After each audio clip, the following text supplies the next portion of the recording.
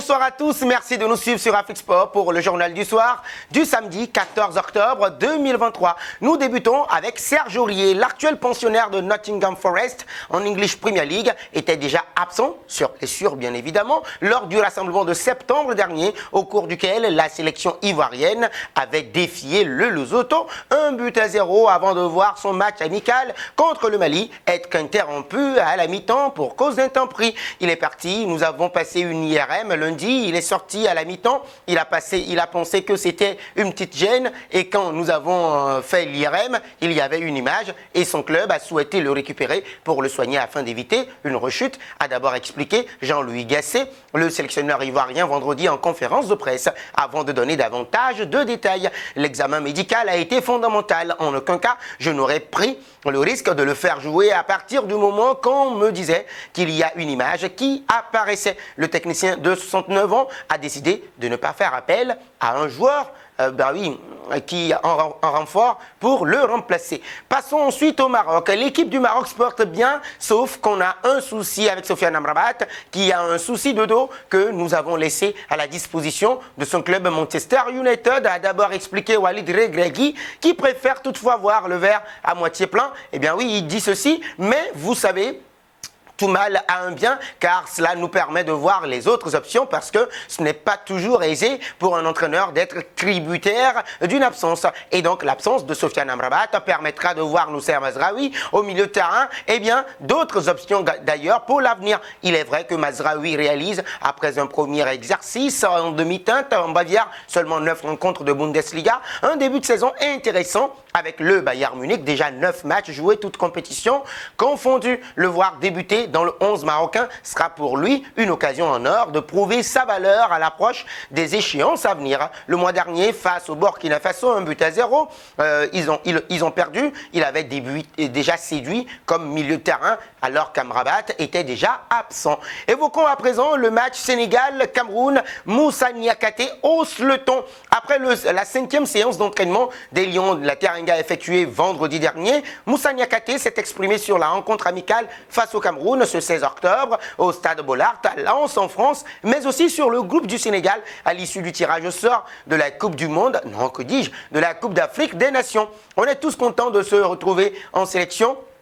C'est toujours un bonheur et on prépare un gros match face au Cameroun. On connaît la rivalité entre le Sénégal et le Cameroun et ce sera tout sauf un match amical. Les deux nations restent sur une défaite et voudront donc gagner. À notre niveau, nous voulons aussi retrouver nos automatismes, marquer le maximum de buts, de ne pas en prendre et de faire plaisir aux supporters. L'efficacité, la question se pose. Je crois qu'il faudra être meilleur dans les deux surfaces que face à l'Algérie. Eh bien oui, on a eu beaucoup d'occasions franches à Diamniadio en septembre dernier. Le tirage au sort de la CAN. La question se pose également. C'est toujours attrayant de vivre des moments comme ça. On l'a suivi ensemble et je crois que ce sera un grand championnat d'Afrique en janvier prochain. On savait qu'on allait hériter d'une grosse poule. Maintenant, ce sera à nous de faire le travail. On joue le Cameroun lundi et on va les retrouver à la CAN. Il y a aussi la Gambie et la Guinée qui sont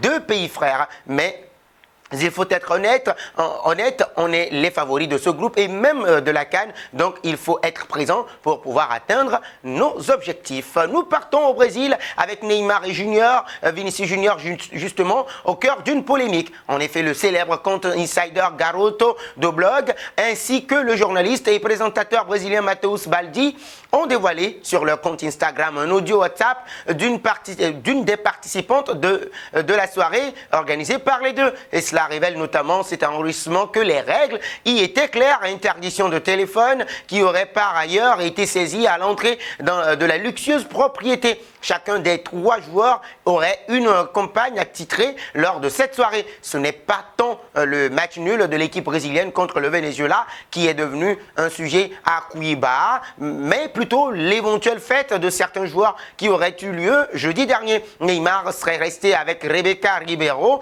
Vinicius Junior avec Laetitia Sogueiro et Richarlison avec Ricard. Et bien évidemment, Une présence qui n'a d'ailleurs pas été démentie par Rebecca Ribeiro, suspectée donc d'avoir flirté avec Neymar. En revanche, l'influenceuse a par la suite étouffé le feu sur ses réseaux sociaux en publiant une photo avec l'ancien joueur du Paris Saint-Germain, l'appelant tout simplement frère. Nous toujours au Brésil, Neymar insulte et humilie un journaliste. Mécontent de la prestation du joueur d'Al Hilal au cours de cette rencontre, un supporter s'en est pris à l'attaquant Auri Verde. En effet, celui-ci jette un sac de popcorn sur la tête de l'ancien attaquant du Paris Saint-Germain parti à Al Hilal cet été. Un comportement que le joueur a décrié à la fin du match.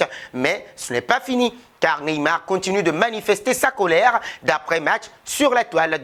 Dans l'émission Donos da Bola, le présentateur Neto a laissé entendre que les supporters brésiliens devraient uriner sur les joueurs de la sélection nationale du Brésil à la suite de ce match nul d'un but partout au goût amer contre le Venezuela, alors que l'influenceur Fui Claro, ami de Neymar, a qualifié d'absurde ses propos du dit présentateur sur ses réseaux sociaux. Le meneur d'Al Hilal a ajouté une couche en commentaire. Ce type est un connard, un fanfaron, indique le meilleur buteur de l'histoire de la sélection brésilienne. Ceci marque la fin de ce journal du soir sur Afrique Sport. Merci de l'avoir suivi.